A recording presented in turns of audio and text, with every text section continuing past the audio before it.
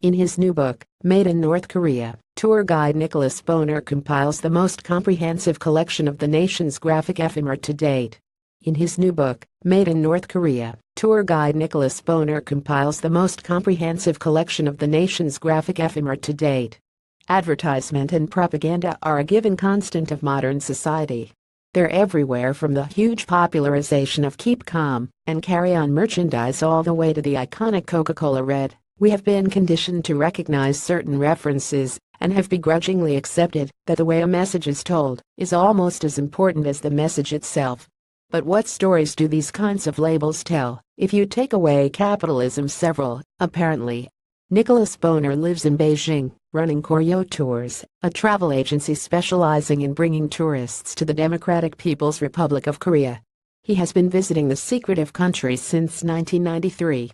During these travels, Nicholas has amassed an impressive collection of thousands of graphic design items pertaining to the secretive state, ranging from train tickets all the way through to postcards and cutlery packages offered in planes. And while these pieces separately may not seem to amount to much besides the visual and touristic, when placed together they form an intricate picture of over 20 years of North Korean society, going much further than propaganda on the news. The design choices present in these items capture many things. There's the shift in the country's relationship with the West, the modernization of art, as well as the hurdles faced by North Korean citizens over the years. Now, this history has been condensed in Made in North Korea. Published by Phaidon, the book features a selection of a few hundred items from Nicholas's collection, amassed through years of dedicated hoarding, now methodically organized and accompanied by 8 short essays, each one of them dissecting the social context in which these pieces were created. Picked up along the tourist route, all of these are classified by Richard as common objects that any visitor would come in touch with. The collection is beautiful in itself, showing the strong influences of Soviet design in the colorful North Korean artwork, but it also offers a unique insight into the secretive state's history and places a question of how much stylistic freedom there is for artwork that is data-controlled. Commemorative stamp sets featuring the British royal family. Images of North Korean leaders are venerated and would never be shown on any products other than books they have penned themselves, such as The Great Teacher of Journalists by Kim Jong-il. Box for a locally made toy gun that fires plastic bullets. The gun features the Korean Army slogan Il Tang Peak, meaning one is the match for 100 enemies.